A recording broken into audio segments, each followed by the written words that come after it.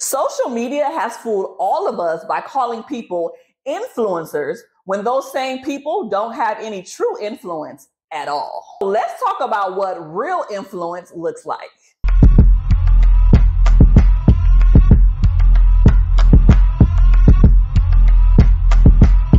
Hey everybody, welcome back to the Keandra Jackson Show. I am your host, Keandra Jackson here, licensed marriage and family therapist. And today we are talking about what true influence really looks like. This episode is going to be a little different than the format of my other episodes because there's something personal that happened to me that I want to share with you guys, which I think is going to be impactful for so many of you guys watching. I'm just going to give this disclaimer. I am not sharing this information to boast, to brag, to put myself higher on a pedestal than anybody else, but I'm sharing my journey because if you know anything about my upbringing and where I came from, honey, this is nothing but God.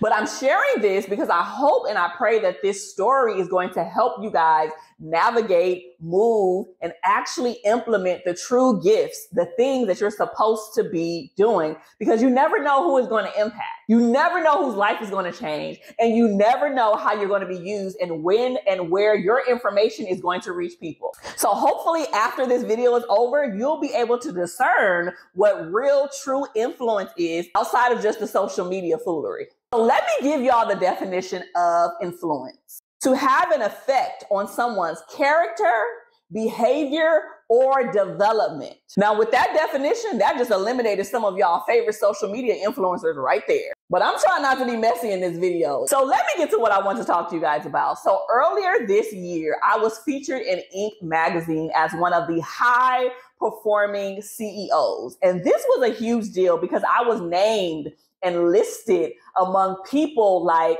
Oprah and Jeff Bezos and a whole bunch of other high-performing CEOs. And trust me, I was so excited because this wasn't just an online article, but it was also in print magazine as well.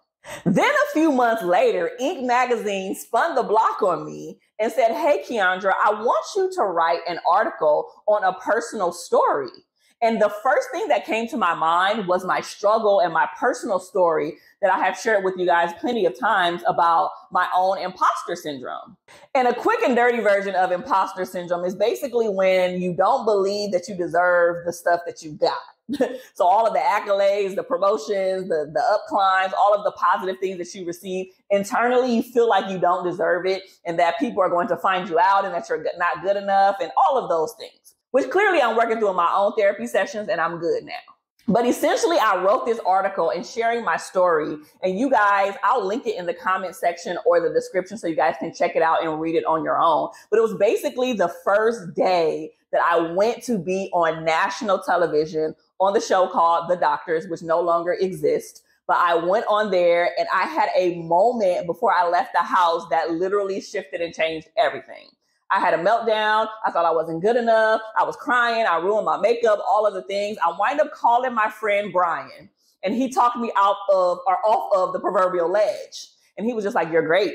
You were meant for this moment. They called you for a reason. You're that girl. Everything that you have done has led up to this moment, and you're going to be great. You have the knowledge. You have the expertise. Go kill it, girl, essentially is what he said. After all of that happened, and I went, killed it, of course, right? I was so good that time. They wanted me to repeat and do another different segment while I was still there. So initially I went there to do one thing and I wind up doing 2 shows that same day. The feeling of imposter syndrome never left me. I dealt with it time and time again when new accolades would come, when Beyonce came, when the NAACP came, when all of these things came my way, I still felt like I wasn't worthy. And so I basically shared that story in the article among some other tips on how to manage imposter syndrome if you are somebody who struggles with that as well. That wasn't even the good part. But this is the thing that shifted and changed everything, which is why I want to talk to you guys about true influence today. A few weeks ago, I got a random email. Random. It said, hey, Keandra, I found your Inc. magazine article and read it. Just to give you a little background history about who I am, I'm currently in prison, but I will be getting off on clemency. I've been in jail for the last 28 years on a charge that I did not do. And I came across your article. I didn't even know that they had magazines in jail, but I came across your article and I was inspired by your story. And so when I get out of jail, I want to share my story just like you had the boldness to share yours. And I want to get into public speaking. I want to share my story. I want to help other people, young people who might be going down the wrong path, or even people who are already in prison and jail and feel like that their life is over, that they'll never be good enough or they'll never get out. I want to be able to inspire others just like you inspired me. When I tell you the waterworks was watering, I was like, oh my God. And he put like his cell number, he put the prison address, like all of this stuff. And I was just like, my heart was full, first of all, but it also sunk a little bit, because to think that a Black man has been in prison for 28 years over a crime he didn't commit, that's a whole nother story for a whole nother day. But it also inspired me, because even though he's been through so much, he could have given up and been like, F society, F the law, F all the things. I was like, no, I want to share my story. And he wound up reaching out to me, out of all people in the world. And also the fact that my article reached inside the jail. Some of y'all will catch that later. Now, if you know anything about me, you know I've had the opportunity to be featured on national and local television. I'm talking about CBS, Fox, BET, Women's Health Magazine. I was named as Forbes Next 1000, Inc. Magazine, Beyonce, NAACP. I have a lot of great accolades, right? I know that I have what we would call a global anointing for my church folks, huh? But that the work that I am doing wasn't expansive and reaching people out here. It actually also, in addition to, moreover, reach somebody inside.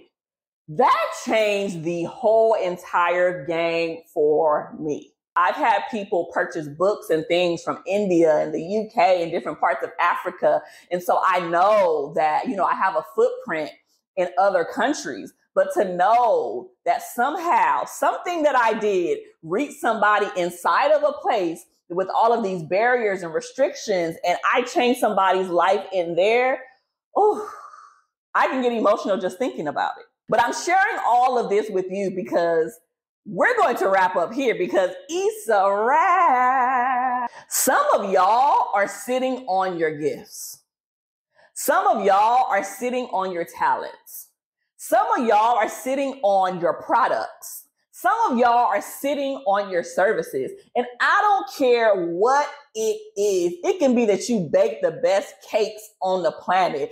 It can be you knit the best bracelet. It can be you do hair. It can be you creating makeup. It can be creating clothes. It can be therapy, counseling, coaching, whatever you're supposed, a podcast, a book, a radio show, a TV show, whatever you're supposed to be doing. I am here to encourage you and to stand in authority to tell you that you need to do what you're supposed to do. There's no more waiting. People need you. I don't know what that man's life would have been like if he didn't come across my article. I don't know if he would have been encouraged to want to share his story. I don't know what had been happening, but I know I'm doing my part. And then God is doing the rest, right? Like he's allowing my products, my services, my articles, my videos to reach who it's supposed to reach. Who are you supposed to reach that you're not reaching yet because of fear? This is what true influence is. Not this social media foolery that we see and, I got a whole bunch of followers and I went viral one time because I said something funny. And that ain't what real influence is. Real influence is what we're talking about today. And it doesn't even have to be on a grand scale. Some of y'all are like, well, I'm not national, I'm not international, I'm not global like you, Keandra, but what can you do today with your children?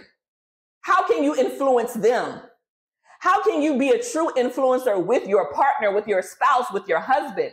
How can you be a true influencer in your church community? How can you be a true influencer with the PTA at your kids' school? How can you be a true influencer by volunteering, helping the homeless? How can you impact the world and be a true influencer right where you're at? It doesn't take all of the extras. It just takes you to say yes.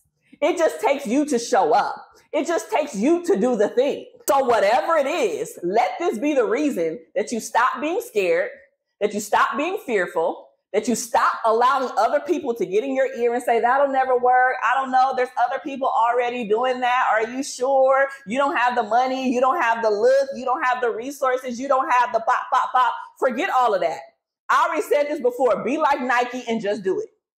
Be like Nike and just do it, because when you do it, you are going to impact and change lives. How do you know that the thing you're supposed to do is not literally going to save people's life? I'm passionate about the things that I do because I know that if I don't create videos like this, somebody could die by suicide. I know if I don't provide resources for relationships and mental health, somebody's relationship, marriage, and family could fall apart. I know the impact that I'm supposed to have. And if I'm supposed to help one person, then that's still job well done. So I'm not here to preach, but I'm here to gather you like a rug to tell you that you need to operate in your true gifts. You are a true influencer. So go ahead and influence the world. Thank you so much for watching another episode of the Keandra Jackson Show. I'm so excited, and I hope something in this video sparked a fire on the inside of you. And I will see you guys in the next episode. Be blessed.